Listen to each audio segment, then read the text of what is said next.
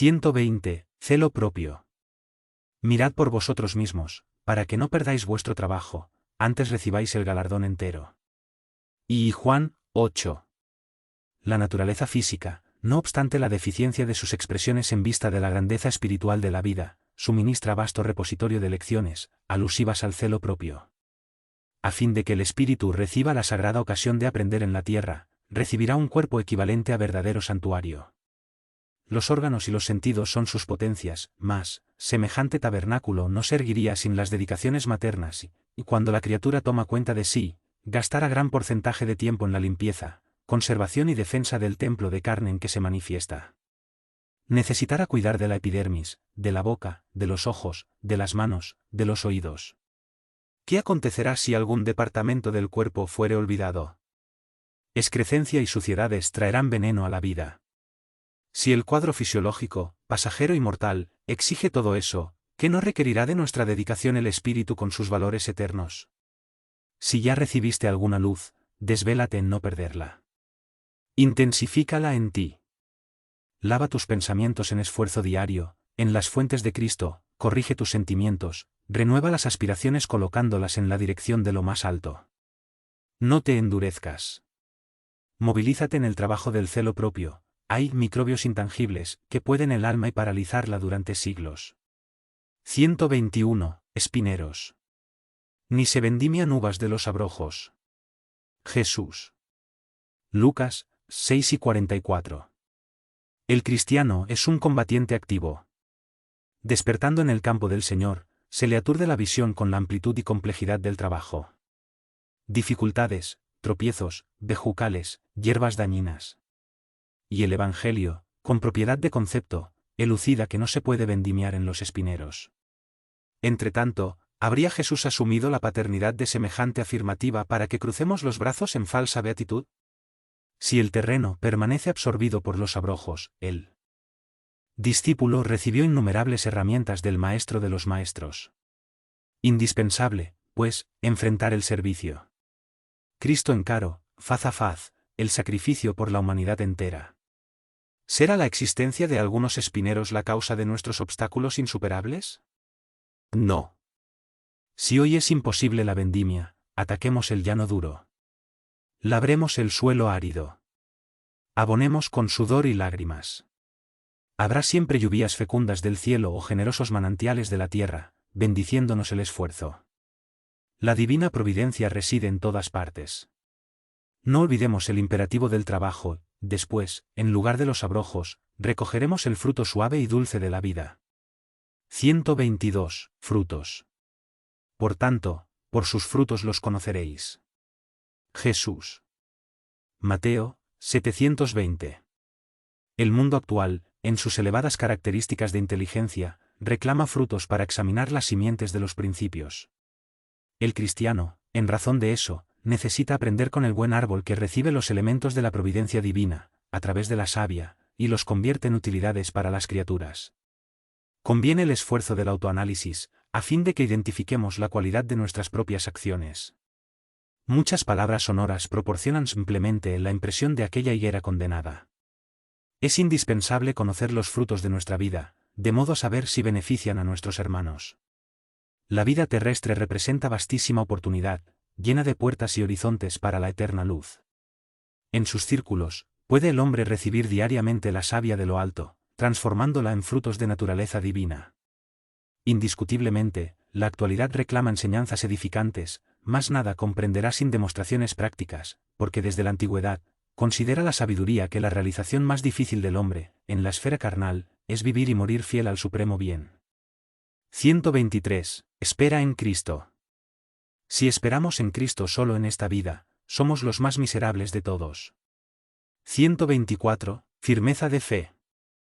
Y los que están sobre la piedra, estos son los que, oyendo la palabra, la reciben con alegría, pero, como no tienen raíz, apenas creen por algún tiempo, y, en la época de la tentación, se desvían. Jesús. Lucas 8:13.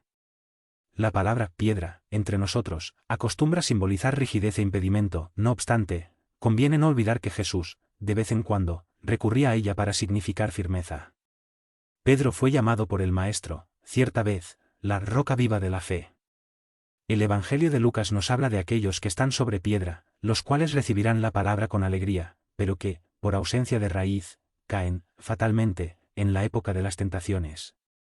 No son pocos los que extrañan esa promesa de tentaciones, que, además, debe ser considerada como experiencias imprescindibles. En la organización doméstica, los padres cuidarán excesivamente de los hijos, pequeñitos, pero la ternura en demasía es impropia en el tiempo en que necesitan demostrar el esfuerzo de sí mismo. El jefe de servicio enseñará a los auxiliares nuevos con paciencia, después, exigirá, con justicia, expresiones de trabajo propio. Reconocemos, así, por la anotación de Lucas, que en las experiencias religiosas no es aconsejable que repose alguien sobre la firmeza espiritual de los demás, mientras el imprevisor descansar en bases extrañas, probablemente estará tranquilo, pero si no posee raíces de seguridad en sí mismo, se desviarán las épocas difíciles, con la finalidad de procurar bases ajenas. Todo invita al hombre al trabajo de su perfeccionamiento e iluminación.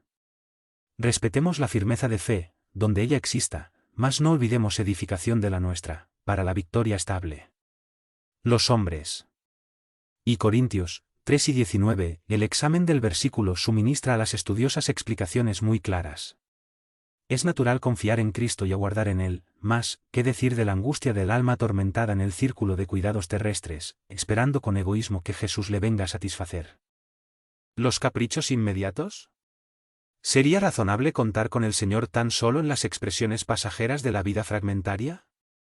Es indispensable descubrir la grandeza del concepto de vida, sin confundirlo con una vida. Existir no es viajar de la zona de infancia, con escalas por la juventud, madurez y vejez, hasta el puerto de la muerte, es participar de la creación por el sentimiento y por el raciocinio, es ser alguien y alguna cosa en el concierto del universo. En la condición de encarnados, raros asuntos confunden tanto como los de la muerte, interpretada erróneamente como si fuese el fin de aquello que no puede desaparecer. Es imprescindible, por tanto, espera en Cristo con la noción real de la eternidad. La filosofía de lo inmediato, en la tierra, transforma a los hombres en niños. No os prendarais a la edad del cuerpo físico, a las circunstancias y condiciones transitorias. Indagar de la propia conciencia si permanecéis con Jesús. Y aguardar el futuro, amando y realizando con el bien, convencidos de que la esperanza legítima no es reposo y, sí, confianza en el trabajo incesante. 125, hijos y siervos. Mas el siervo no queda para siempre en la casa, el hijo sí queda para siempre. Jesús. Juan 8 y 35. En su ejemplificación, nos enseñó Jesús cómo alcanzar el título de afiliación a Dios. El trabajo activo e incesante, el desprendimiento de los intereses inferiores del mundo, la perfecta sumisión a los designios divinos, constituyó trazos fundamentales de sus lecciones en la tierra. Muchos hombres, notables por la bondad, por el carácter adamantino, sacerdotes dignos y creyentes sinceros, podrán ser dedicados siervos del Altísimo. Mas Cristo nos indujo a ser alguna cosa más. Nos invitó a ser hijos, esclareciendo que esos quedan para siempre en la casa. ¿Y los siervos? Esos, muchas veces, experimentan modificaciones. No siempre permanecerán, al lado del parque. Pero, ¿no es la tierra igualmente una dependencia, aunque humilde, de la casa de Dios? Ahí palpita la esencia de la lección. El maestro aludió a los siervos como personas susceptibles de varios intereses propios. Los hijos, sin embargo, poseen intereses en común con el Padre. Los primeros, sirviendo a Dios y a sí mismo, porque como servidores aguardan remuneración, puede sufrir ansiedades, aflicciones, delirios y dolores ásperos. Pero, los hijos están siempre en la casa, esto es, permanecerán en paz, superiores a las circunstancias más duras, por cuanto reconocen, por encima de todo, que pertenecen a Dios. 126. Ídolos. Que os abstengáis de las cosas sacrificadas a los ídolos. Hechos 3 y 29. Los ambientes religiosos no percibieron aún toda la extensión del concepto de idolatría. Cuando nos referimos a ídolos, todo parece indicar exclusivamente las imágenes materializadas en los altares de piedra. Esa es, sin embargo, la fase más sencilla del problema. Necesitan los hombres exterminar, antes de todo, otros ídolos más peligrosos, que les perturban la visión y el sentimiento. Se demora el alma, muchas veces, en adoración mentirosa. Se refiere el versículo a las cosas sacrificadas a los ídolos, y el hombre está rodeado de cosas de la vida. Movilizándolas, la criatura enriquece el patrimonio evolutivo. Es necesario, no obstante, diferenciar las que se encuentran consagradas a Dios de la sacrificada a los ídolos. La ambición de alcanzar los valores espirituales, de acuerdo con Jesús, se llama virtud, el propósito de conseguir ventajas transitorias en el campo carnal, en el plano de la inquietud injusta, se llama insensatez. Los primeros lugares, que el Maestro nos recomendó evitar, representada igualmente ídolos. No consagrar, por tanto, las cosas de la vida y del alma al culto de los intereses terrestres, es escapar de grosera posición atractiva. Cuando te encuentres, pues, preocupado con los fracasos y disgusto, en el círculo individual, no olvides que Cristo, aceptando la luz, nos enseñó el recurso de eliminar la idolatría mantenida en nuestro camino por nosotros mismos. 127. Mientras el día. Conviene que yo haga las obras de aquel que me envió, mientras el día. Jesús. Juan 9, 4. Sabemos que la labor divina del Maestro es incesante y se efectúa en un día perenne y resplandeciente de oportunidades. No obstante, para grabarnos en el entendimiento el valor real del pasaje en la tierra, háblanos Jesús de su conveniencia en aprovechar la ocasión del contacto directo con las criaturas. Si semejante actitud constituye motivo de preocupación para el Maestro, ¿qué no decir de nosotros mismos, en los círculos carnales o en las esferas que le son inmediatas, dentro de las obligaciones que nos competen en la sagrada realización del bien eterno? Cristo no se refiere a la necesidad de hablar de las obras de Dios, sino, de construirlas a su tiempo. No ignoramos que, siendo Él, el enviados del Altísimo en el mundo, los discípulos de la Buena Nueva son, a su turno, los mensajeros de su amor, en los más recónditos lugares del orbe terrestre. Los que vibran de corazón vuelto hacia el Evangelio son, efectivamente, emisarios de la divina lección entre los compañeros de la vida material, donde quiere que estén, y bienaventurados serán todos aquellos que aproveche el día generoso, realizando en sí mismos y en derredor de sus pasos las obras santificadas de aquel que los envió. Jamás desdeñes, de ese modo, la posición en que encuentres, busca valorizarla, a través de todos los medios a tu alcance, a fin de que tu esfuerzo sea una fuente de bendiciones para los otros y para tu propio círculo. Nunca te olvides de aprovechar el tiempo en la adquisición de luz, mientras el día. 128. Dádivas espirituales. Y, descendiendo ellos del monte, Jesús les ordenó, diciendo, a ninguno contéis la visión, hasta que el Hijo del Hombre resucite de entre los muertos. Mateo 5 y 9. Si el hombre necesita de gran prudencia en los hechos de la vida común, mayor vigilancia se exige de la criatura, en el trato de la esfera espiritual. Es el propio Maestro Divino quien nos lo ejemplifica. Habiendo conducido a Santiago, Pedro y Juan a las maravillosas revelaciones del Tabor, donde se transfiguró a la mirada de los compañeros, junto a gloriosos emisarios del plano superior, recomiendan solícitos, a ninguno contéis la visión, hasta que el Hijo del Hombre sea resucitado de los muertos. El Maestro no determinó la mentira, entretanto, aconsejó se guardase la verdad para la ocasión oportuna. Cada situación reclama ciertas cuotas de conocimiento. Sabía Jesús, que la narrativa prematura de la sublime visión podía despertar incomprensiones y sarcasmos en las conversaciones vulgares y ociosas. No olvidemos que todos nosotros estamos marchando hacia Dios, destacándose, sin embargo, que los caminos no son los mismos para todos. Si guardas contigo preciosa experiencia espiritual, indudablemente podrás usarla, todos los días, utilizándola en dosis apropiadas, a fin de auxiliar a cada uno de los que te rodean, en la posición particular en que se encuentran. Mas, no abarates lo que la esfera más alta te concedió, entregando la dádiva a las incomprensiones criminales, porque todo lo que se conquista del cielo es realización intransferible. 129. Origen de las tentaciones. Mas cada uno es tentado, cuando es atraído y seducido por su propia concupiscencia. Santiago 1 y 14. Generalmente, al surgir grandes males, los participantes de la caída imputan a Dios la causa que les determinó el desastre. Se recuerdan, tardíamente, de que el Padre es todopoderoso y alegan que la tentación solamente podría haber venido del divino designio. Sí, Dios es el absoluto amor y tanto es así que los decaídos se conservan de pie, contando con los eternos valores del tiempo, amparados por sus manos compasivas. Las tentaciones, sin embargo, no proceden de la paternidad celestial. ¿Sería, por ventura, el estadista humano responsable por los hechos irrespetuosos de cuantos inquinan la ley creada por él? Las referencias del apóstol están profundamente tocadas. Por la luz del cielo.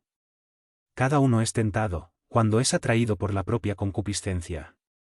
Examinemos particularmente ambos sustantivos, tentación y concupiscencia. El primero exteriorizar al segundo, que constituye el fondo viciado y perverso de la naturaleza humana primitiva. Ser tentado es oír la propia malicia, es abrigar los arbitrios inferiores de sí mismo, por cuanto, aunque el mal venga del exterior, solamente se concretiza y persevera si nos afinamos, con él, en la intimidad del corazón. Finalmente, destaquemos el verbo atraer. Verificaremos la extensión de nuestra inferioridad por la naturaleza de las cosas y situaciones que nos atraen. La observación de Santiago es ruta cierta para que analicemos el origen de las tentaciones. Recuerda que cada día tiene situaciones magnéticas específicas.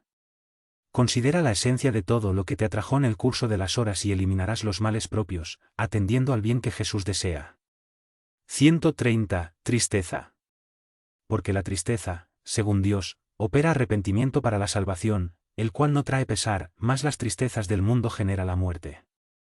Pablo, 2 Corintios 7 y 10, conforme observamos en la advertencia de Pablo, hay una tristeza según Dios y otra según la tierra. La primera soluciona problemas relativos a la vida verdadera, la segunda es camino hacia la muerte, como símbolo de estancamiento, en el desvío de los sentimientos.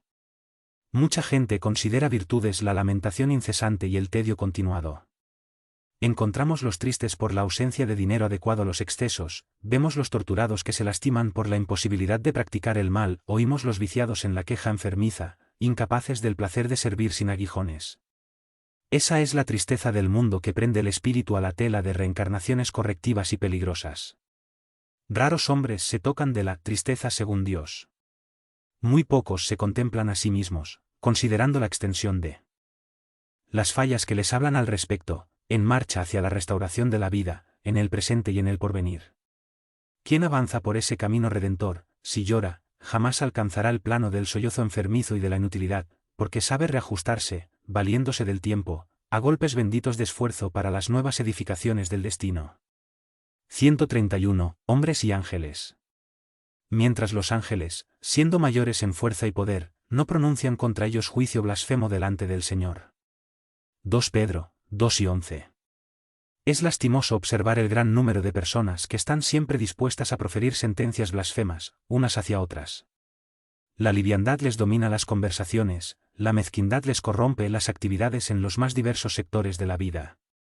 Excepción hecha a los sinceros cultivadores de la luz religiosa, casi todos los hombres se conservan a la puerta de situaciones ásperas en que el esfuerzo difamatorio les envenena la vida. Alimentan antipatías injustas para con los hermanos de actividad profesional, por el prójimo que no les afecta las ideas, por los compañeros que no son afines a sus principios. Y como la ley es de comprensión e intercambio, recibirán de los colegas y de los vecinos las mismas vibraciones destructoras. Guerras silenciosas, en ese sentido, tienen, a veces, duración de siglos. Entretanto, el hombre jactancioso está siempre rodeado por la acción benéfica de espíritus iluminados y generosos, que cuanto más revestidos del poder divino, más se compadecen de las fragilidades humanas, extendiéndoles manos acogedoras para el camino y jamás pronunciado juicios condenatorios delante del Señor. Toda vez que fueses compelido a analizar los esfuerzos ajenos, recuerda la palabra de Pedro. No te olvides de que las entidades angélicas, manantiales vivos y sublimes de fuerza y poder, nunca anuncian sentencias acusatorias contra ti, delante de Dios. 132. Siempre adelante. Porque de quien alguien es vencido, de tal se hace también esclavo. 2 Pedro, 2, 19. El espíritu encarnado a fin de alcanzar los altos objetivos de la vida, precisa reconocer su condición de aprendiz, extrayendo el provecho de cada experiencia, sin esclavizarse. El dinero o la necesidad material, la enfermedad y la salud del cuerpo son condiciones educativas de inmenso valor para los que sepan aprovechar la ocasión de elevación en su esencia legítima. Pero, infelizmente, de manera general, la criatura solo reconoce semejantes verdades cuando se acerca a la transformación por la muerte del cuerpo terrestre. Raras personas transitan de una situación para otra con la dignidad de vida. Comúnmente, si un rico es transferido al lugar de escasez, se da a tan extremas lamentaciones que acaba vencido, como siervo miserable de la mendicidad. Si el pobre es conducido a elevada posición financiera, casi siempre se transforma en ordenador insensato, esclavizándose a la extravagancia y a la tiranía. Es imprescindible mucho cuidado para que las posiciones transitorias no paralicen los vuelos del alma. Guarda la rectitud de conciencia y lánzate al trabajo edificante, entonces, a tus ojos, toda situación representará oportunidad de alcanzar lo más alto y el más allá. 133. Hegemonía de Jesús. Les dijo Jesús, en verdad os digo que, antes que Abraham existiese, yo soy. Juan 8:58. Es posible localizar a Cristo en la historia, a la manera de cualquier posibilidad humana. La divina revelación de la que fue emisario excelso y el armonioso conjunto de sus ejemplos y enseñanzas hablan más alto que el mensaje inestable de los más elevados filosóficos que visitaron el mundo. Antes de Abraham, o precediendo a los grandes personajes de la sabiduría y del amor en la historia mundial, Cristo ya era el luminoso centro de las realizaciones humanas. De su misericordia partieron los misioneros de la luz que, lanzados al movimiento de la evolución terrestre, cumplieron, más o menos bien, la tarea redentora que les competían entre las criaturas, antecediendo las eternas edificaciones del Evangelio. La locación histórica de Jesús recuerda la presencia personal del Señor de la Viña. El enviado de Dios, el tutor amoroso y sabio, vino a abrir caminos nuevos y establecer la lucha salvadora para que los hombres reconozcan la condición de eternidad que le es propia. Los filósofos y amigos ilustres de la humanidad hablaron a las criaturas, revelando en sí una luz refractada, como la del satélite que ilumina las noches terrenas. Los llamados de esos embajadores dignos y esclarecidos son hermosos y edificantes, sin embargo, nunca se hurtan a la mezcla de las sombras. La venida de Cristo, entre tanto, es diversa. En su presencia divina tenemos la fuente de la verdad positiva, el sol que resplandece. 134. Basta poco. Le dice Judas, Señor, ¿dónde viene que te has de manifestar a nosotros y no al mundo? Juan 14,22. Uno de los hechos más sorprendentes del cristianismo es la posición escogida por el Salvador, a fin de anunciar las verdades eternas.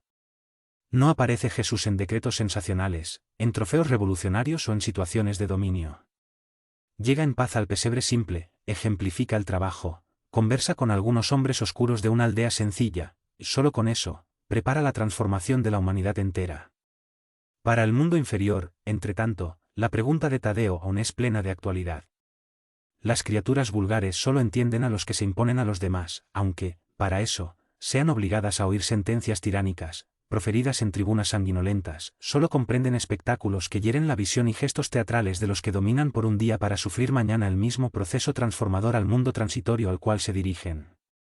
Jesús, sin embargo, habló al alma inmortal. Por ese motivo sus revelaciones nunca mueren.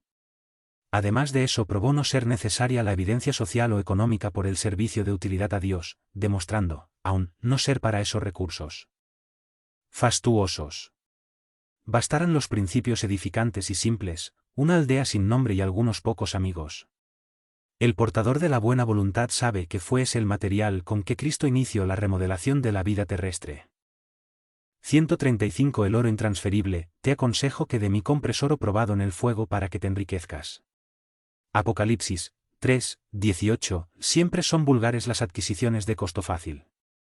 Nada difícil al hombre común perseguir las posibilidades financieras, atraer intereses mezquinos, inventar mil recursos para alcanzar los fines inferiores. Entre tanto, los que adoptan semejantes normas desconocen el carácter sagrado del más humilde patrimonio que les va a las manos, abusando de la posesión para sentirse, después, más empobrecido que nunca. La recomendación divina es suficientemente clara.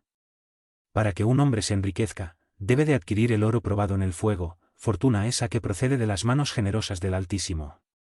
Solamente esa riqueza espiritual, adquiridas en las situaciones de trabajo arduo, de profunda comprensión, de victoria sobre sí mismo, de esfuerzo incesante, conferirá al espíritu la posición de ascendencia legítima, de bienestar permanente, más allá de las transformaciones impuestas por el sepulcro, y solo llevará a efecto tan elevada conquista después de entregarse totalmente al Padre para la grandeza del divino servicio.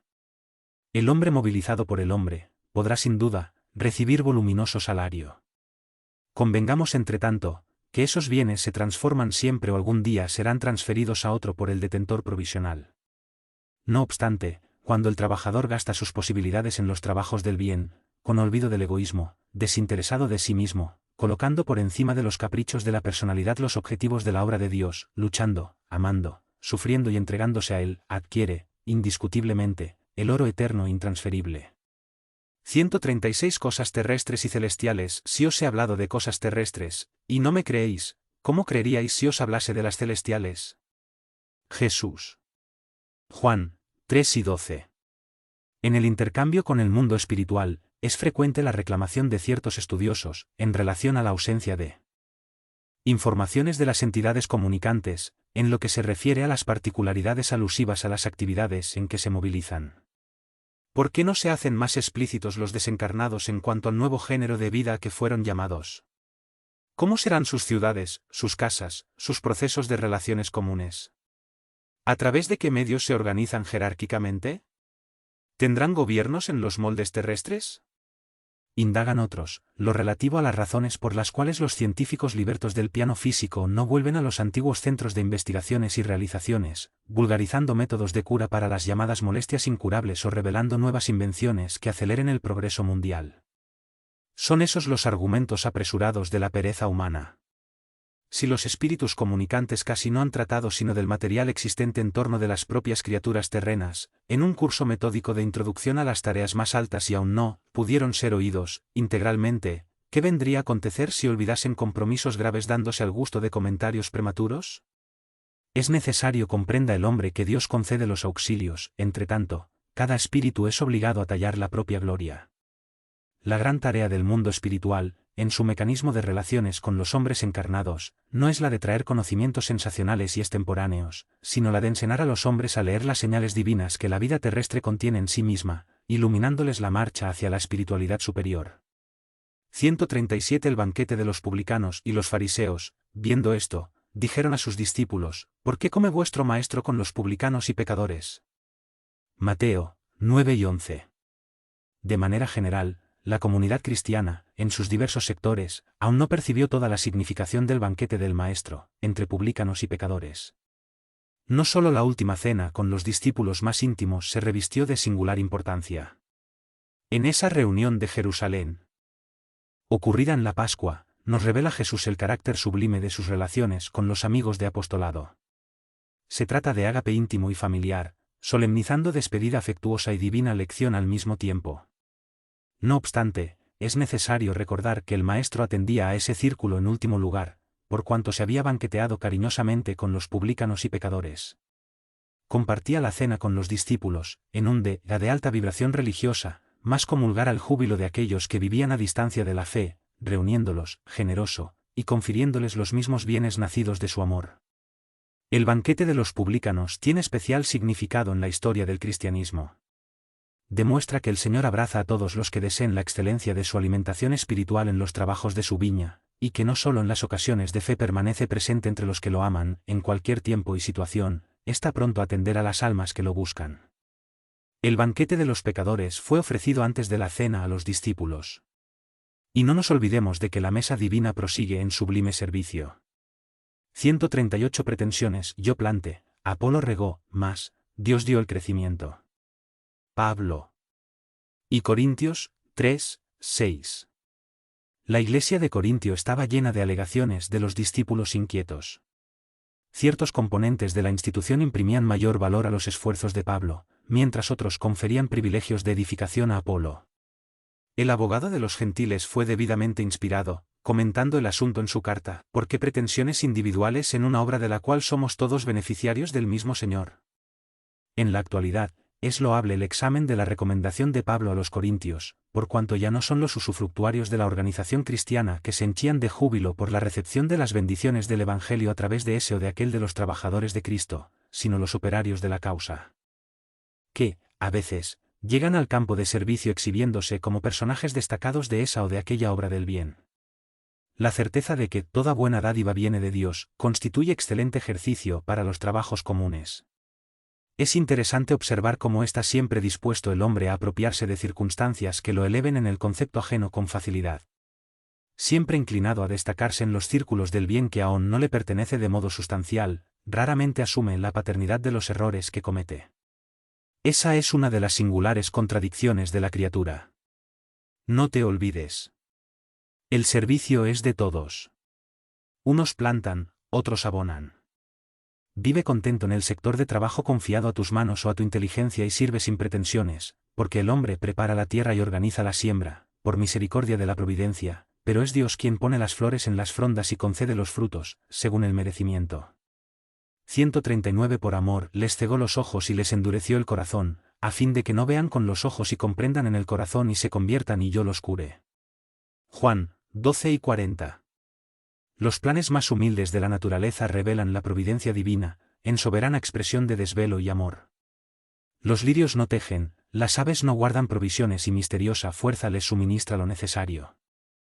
La observación sobre la vida de los animales demuestra los extremos de ternura con que el Padre vela por la creación desde el principio, aquí, un ala, allá un diente de más, allí, desconocido poder de defensa.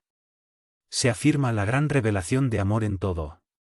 No obstante, cuando el Padre convoca a los hijos a la cooperación de sus obras, es que muchas veces se destacan los ingratos, que convierten los favores recibidos, no en deberes nobles y constructivos, sino en nuevas exigencias. Entonces, se hace necesario que el corazón se le endurezca cada vez más, porque, fuera del equilibrio, encontrarán el sufrimiento en la restauración indispensable de las leyes externas de ese mismo amor divino.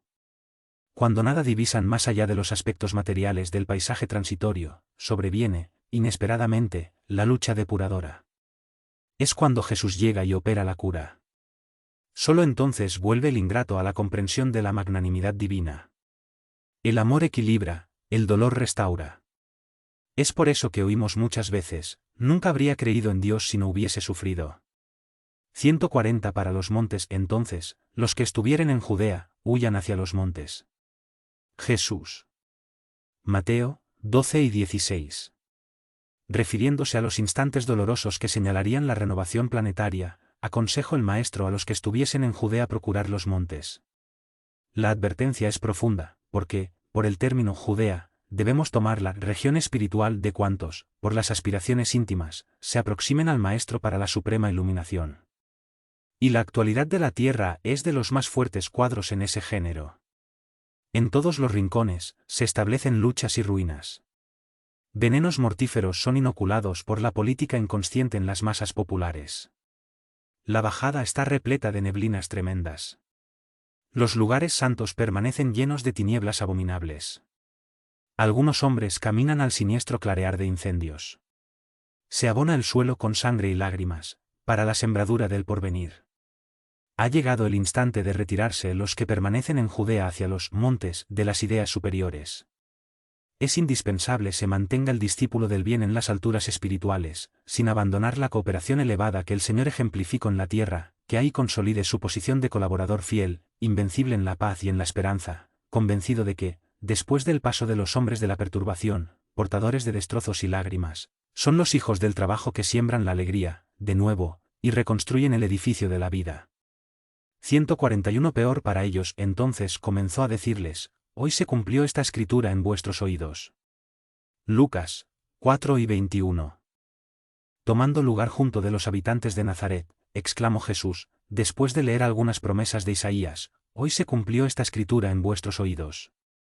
Las agrupaciones religiosas son procuradas, casi siempre, por investigadores curiosos que, a la primera vista, parecen vagabundos caminantes. Sin embargo, es forzoso reconocer que hay siempre ascendentes espirituales compeliéndoles el espíritu al examen y a la consulta. Ellos mismos no podrían definir esa convocatoria sutil y silenciosa que los obliga a oír, a veces, grandes explicaciones, largos discursos, exposiciones y elucidaciones que, aparentemente, no les interesan.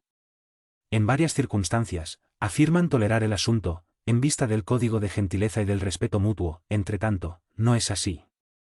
Existe algo más fuerte, más allá de las buenas maneras que los compelen a oír. Es que sonó el momento de la revelación espiritual para ellos.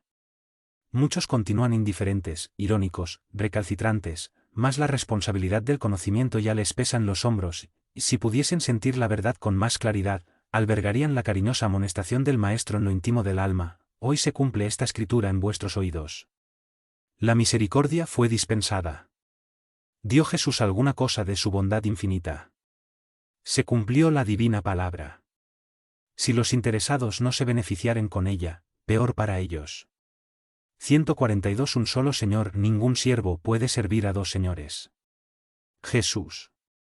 Lucas 16:13. Si los cristianos de todos los tiempos encontraron dolorosas situaciones de perplejidad en los caminos del mundo, es que, después de los apóstoles y de los mártires, la mayoría ha cooperado en la divulgación de falsos sentimientos con respecto al Señor al que deben servir. Como el reino de Cristo aún no es de la tierra, no se puede satisfacer a Jesús y al mundo, a un solo tiempo. El vicio y el deber no se alían en la marcha diaria. ¿Qué decir de un hombre que pretenda dirigir dos centros de actividad antagónica, en esfuerzo simultáneo? Cristo es la línea central de nuestras meditaciones. Él es el Señor único, después de Dios, para los hijos de la tierra, con derechos inalienables, por cuanto es nuestra luz del primer día evolutivo y nos adquirió para la redención con los sacrificios de su amor. Somos siervos de Él. Precisamos atenderle a los intereses sublimes, con humildad. Y, para eso, es necesario no huir del mundo, ni de las responsabilidades que nos rodean, sino, transformar la parte de servicio confiada a nuestro esfuerzo, en los círculos de lucha, en célula de trabajo de Cristo. La tarea primordial del discípulo es, por tanto, comprender el carácter transitorio de la existencia carnal, consagrarse al Maestro como centro de la vida y ofrecer a los semejantes sus divinos beneficios. 143 Legión del mal, y le pregunto, ¿cuál es tu nombre? A lo que él respondió, Legión es mi nombre, porque somos muchos. Marcos 5, 9. El Maestro Lego inolvidable lecciona a los discípulos en este pasaje de los Evangelios. Dispensador del bien y de la paz, se aproxima Jesús al espíritu perverso que tú recibe en desesperación. Cristo no se impacienta e indaga cariñosamente por su nombre, respondiéndole el interpelado, me llamo Legión, porque somos muchos. Los aprendices que lo seguían no supieron interpretar la escena, en toda su expresión simbólica. Y hasta hoy se pregunta por el contenido de la ocurrencia con justificable extrañeza. Es que el Señor deseaba transmitir inmortal enseñanza a los compañeros de tarea redentora.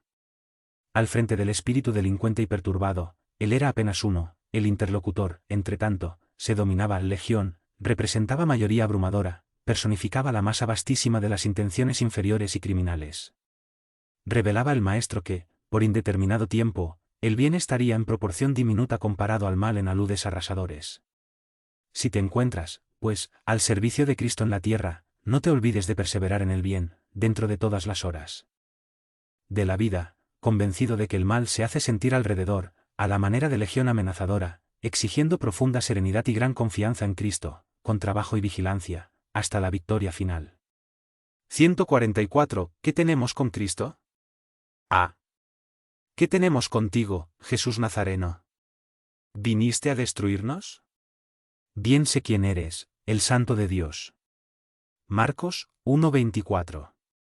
Gran error suponer que el Divino Maestro hubiese terminado el servicio activo, en el Calvario. Jesús continúa caminando en todas las direcciones del mundo, su Evangelio Redentor va triunfando, palmo a palmo, en el terreno de los corazones. Semejante circunstancia debe ser recordada porque también los espíritus maléficos intentan repeler al Señor diariamente. Se refiere el evangelista a entidades perversas que se enseñoreaban del cuerpo de la criatura. Entretanto, esas inteligencias infernales prosiguen dominando vastos organismos del mundo. En la edificación de la política, erguida para mantener los principios del orden divino, surgen bajo los nombres de discordia y tiranía, en el comercio, formado para establecer la fraternidad, aparecen con los apellidos de ambición y egoísmo, en las religiones y en las ciencias, organizaciones sagradas del progreso universal, acuden por las denominaciones de orgullo, vanidad, dogmatismo e intolerancia sectaria. No solamente el cuerpo de las criaturas humanas padece la obsesión de espíritus perversos. Las agrupaciones e instituciones de los hombres sufren mucho más. Y cuando Jesús se aproxima, a través del Evangelio, personas y organizaciones indagan con prisa, ¿qué tenemos con Cristo? ¿Qué tenemos que ver con la vida espiritual? Es necesario permanecer vigilante al frente de tales sutilezas, por cuanto el adversario va penetrando también los círculos del espiritismo evangélico, vestido con las túnicas brillantes de la falsa ciencia. 145 Doctrinaciones. Mas no os alegréis porque se os sujeten los espíritus, alegraos, antes por estar vuestros nombres escritos en los cielos. Jesús. Lucas 10 y 20. Frecuentemente encontramos nuevos discípulos del Evangelio exultando de contentamiento, porque los espíritus perturbados se les sujetan. Narran, con alegría, los resultados de sesiones impresionantes, en las cuales adoctrinaron, con éxito, a entidades muchas veces ignorantes y perversas. Se pierden muchos en el enmarañado de esos deslumbramientos y tocan a multiplicar los llamados trabajos prácticos, sedientos por orientar, en contactos más directos, a los amigos inconscientes o infelices de los pianos inmediatos, a la esfera carnal. Recomendó Jesús el remedio adecuado a situaciones semejantes, en que los aprendices, casi siempre interesados en enseriar a los demás, se olvidan poco a poco, de aprender en provecho propio. Que los adoctrinadores sinceros se hinchan de júbilo, no por someter a criaturas desencarnadas, en desespero, convencidos de que en tales circunstancias el bien es suministrado, no propiamente por ellos, en su forma humana, sino por emisarios de Jesús, caritativos y solícitos, que los utilizan a la manera de canales para la misericordia divina, que este regocijo nazca de la oportunidad de servir al bien, con la conciencia sintonizada en el Maestro Divino, entre las certezas dulces de la fe, sólidamente guardada en el corazón. La palabra del Maestro a los compañeros es muy expresiva y puede beneficiar ampliamente a los discípulos inquietos de hoy. 146 En el trato con lo invisible y llamándolos así, les dijo en parábolas: ¿Cómo puede Satanás expulsar a Satanás? Marcos 323. Este pasaje del Evangelio es sumamente esclarecedor para los compañeros de la actualidad que, en las tareas del espiritismo cristiano, se esfuerzan por auxiliar desencarnados infelices a equilibrarse en el camino redentor. Nadie aguarde éxito inmediato, al procurar amparar a los que se perdieron en la desorientación. Es imposible dispensar la colaboración del tiempo para que se esclarezcan los personajes de las tragedias humanas, y seguro. Sabemos, ni aun los apóstoles consiguieron, de pronto, convencer a las entidades perturbadas, en cuanto al realismo de su peligrosa situación. Sin embargo, sin actitudes esterilizantes, mucho puede hacer el discípulo en el sector de esas actividades iluminativas. En la actualidad, compañeros consagrados al servicio aún sufren la persecución de los adversarios de la luz, que les atribuyen sombrío pacto con los poderes perversos. El sectarismo religioso los cognomina de secuaces de Satanás, imponiéndoles torturas y humillaciones. No obstante, las mismas censuras y recriminaciones inmerecidas fueron lanzadas al Maestro Divino por el sacerdocio organizado de su tiempo. Atendiendo a los enfermos y obsesionados, entregados a destructivas fuerzas de la sombra, recibió Jesús el título de fetichero, hijo de Belcebú. Eso constituye significativa recordación que, naturalmente, infundirá mucho consuelo a los nuevos discípulos. 147 Un desafío. Y ahora, ¿por qué te detienes? Hechos 10 y 16. Relatando a la multitud su inolvidable experiencia a las puertas de Damasco, el apóstol de los gentiles cuenta que, en vista de la perplejidad que lo encaraba, le preguntó a Ananás, en advertencia fraterna: ¿Y ahora por qué te detienes? La interrogación merece ser meditada por todos los que ya recibieron invitaciones, ruegos, dádivas o socorros del piano espiritual. Innumerables beneficiarios del Evangelio se prenden a obstáculos de toda suerte en la región nebulosa de la queja. Si son felicitados por la luz de la fe, lastiman no haber conocido la verdad en la juventud o en los días de abundancia; con todo, en la edad madura o en la dificultad material, sustentan las mismas tendencias inferiores que les marcaban las actitudes en los círculos de la ignorancia. En las palabras, exteriorizan siempre buena y grande voluntad; entre tanto, cuando son llamados al servicio activo, se quejan inmediatamente de la falta de dinero, de salud, de tiempo, de fuerzas. Son operarios contradictorios que, al tiempo del equilibrio orgánico, exigen reposo, y en la época de enfermedad corporal, alegan nostalgia del servicio. Es indispensable combatir esas expresiones destructivas de la personalidad. En cualquier posición y en cualquier tiempo, estamos rodeados por las posibilidades de servicio con el Salvador. Y, para todos nosotros, que recibimos las dádivas divinas, de mil modos diversos, fue pronunciado el sublime desafío: ¿y ahora, por qué te detienes?